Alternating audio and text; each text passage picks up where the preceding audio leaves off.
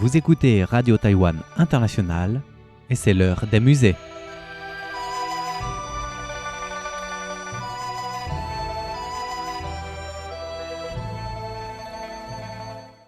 Chers amis, bonjour. Je suis ravie de vous retrouver pour cette nouvelle édition de l'heure des musées.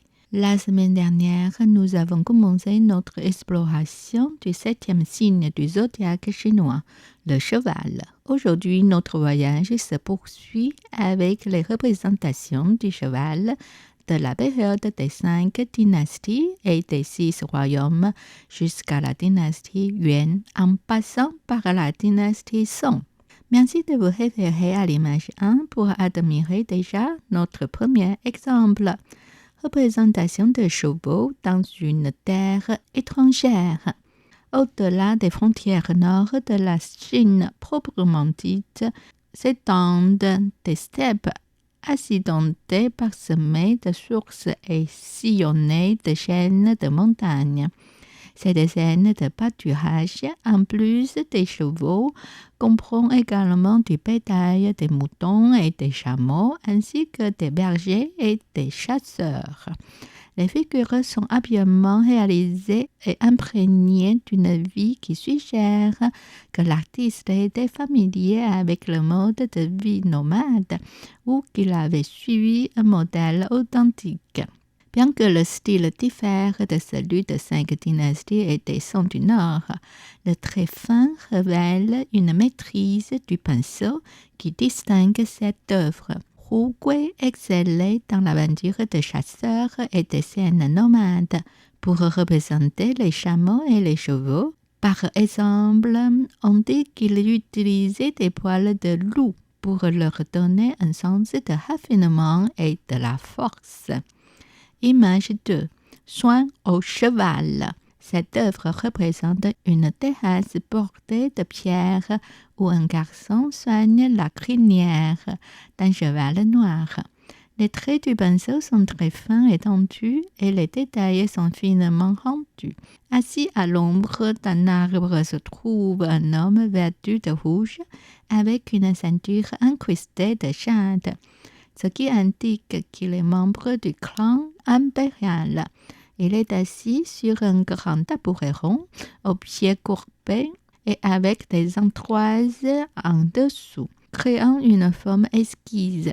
Le serviteur à ses côtés tient une hache à manche en bois, symbole de pouvoir royal de la dynastie Ming. Dans le coin supérieur gauche se trouve une signature contrefaite du célèbre peintre de chevaux de la dynastie Yuan Zhang Mengfu. Image 3. Peinture de cheval.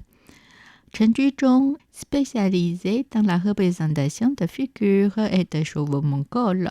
Cette peinture représente un homme d'écurie qui tend un cheval brun foncé.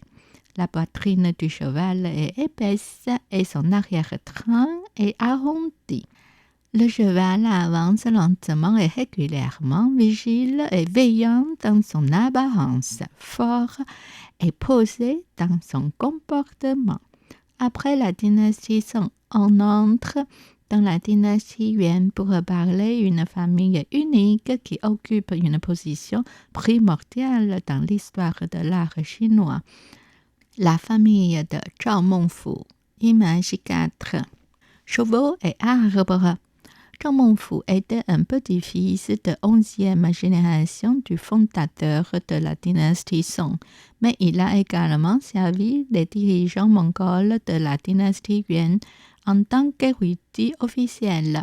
Excellent dans de nombreux genres de peinture, il était un meneur en peinture et en calligraphie, et spécialement doué pour représenter des chevaux. Des chevaux apparaissent sous de vieux arbres dans les contrées profondes de l'automne. Nombridés, ils errent en toute liberté. Cette œuvre réalisée dans le style monochrome à lignes simples, Bai Miao, présente un travail de pinceau archaïque et élégant, à la fois fluide et puissant. La scène est rafraîchissante et spacieuse. totalement dans le style de l'érudit officiel. Images 5.1 et 5.2. Palefrenier entraînant un cheval au trot. Comme mentionné précédemment, Zhao Mengfu avait des liens avec la famille impériale des Song et vivait à Wuxing, Zhejiang. Son nom de style était Zi'an et son surnom était Song Xue Daoren. Avec l'ascension de la dynastie Yuan, Zhao a été convoqué pour servir le nouveau gouvernement et est devenu un érudit à l'Académie Hanling. Plus tard, il a été investi du titre de duc de Wei et s'est vu décerner à titre posthume le titre de Wenming. Zhao est surtout connu pour ses réalisations littéraires, mais en tant que peintre et calligraphe qu'il a eu le plus grand impact durable. Dans une scène chargée de mouvements, un palefrenier utilise un fouet pour entraîner un cheval au trot. Ils sont représentés comme si une photographie les avait arrêtés en plein foulée. Par le passé, cette peinture a été attribuée à Zhao Mengfu. Images 6.1 et 6.2. Coursier. Zhao Yong, second fils de Zhao Mengfu. En raison de son origine noble, Zhao Yong a été promu au poste de fonctionnaire de la salle des vertueux et capables. Sous l'enseignement de son père, Zhao Mengfu, Zhao Yong est devenu excellent tant en calligraphie qu'en peinture, notamment dans la représentation de figures, de chevaux, de bambous et de rochers. Cette œuvre représente 5 chevaux paissant dans la plaine le long d'une rivière, tandis qu'un palefrenier s'appuie contre un pin en train de faire la sieste. Les chevaux sont dessinés de manière simple et vivante. Le paysage est riche en termes d'espace perçu. La peinture est colorée en bleu et vert et les caractères anciens de la décoration des feuilles de l'arbre nous rappellent certaines décorations de style Tang.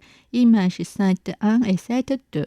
Voyager à cheval dans une campagne de printemps. Zhao Yong était particulièrement connu pour ses représentations de personnages et de chevaux scellés. Dans cette peinture, Zhao Yong a dessiné un homme à cheval sous un arbre. La forme du personnage est représentée avec vitalité et naturalité. Le cheval est élégant et musclé. Les deux sont dessinés avec de fines lignes créées avec un pinceau centré. Le paysage environnant est extrêmement simple, se limitant simplement à une ligne d'horizon et à une paire d'arbres entrelacés. Le feuillage qui remplit la moitié supérieure de la peinture est dessiné avec une maladresse archaïque, comme si l'artiste cherchait consciemment à créer un écho de l'Antiquité imprégné d'un sentiment de simplicité et de naïveté. Images 8.1 et 8.2. Évaluer un cheval. Zhao Ling, le fils de Zhao Yong et le petit-fils de Zhao Mengfu. Excellent en tant que calligraphe, Zhao Ling était également connu pour ses peintures de figures. Peu de peintures de Zhao Ling sont encore existantes. Deux de ses peintures sont connues, Les montagnes au printemps datées de 1342 et Peignade d'un cheval daté de 1365.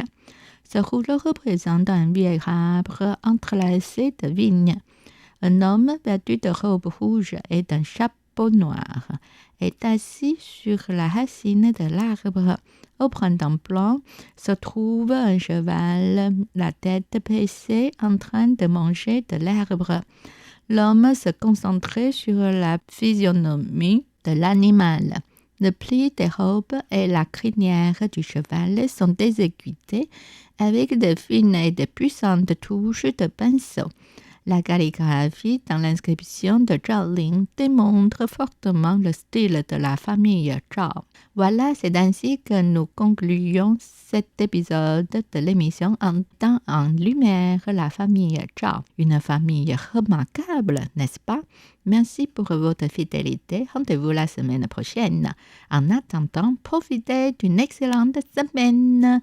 C'était l'heure des musées, réalisé et animé par Miao Yonghua, diffusé depuis Taipei, Taïwan.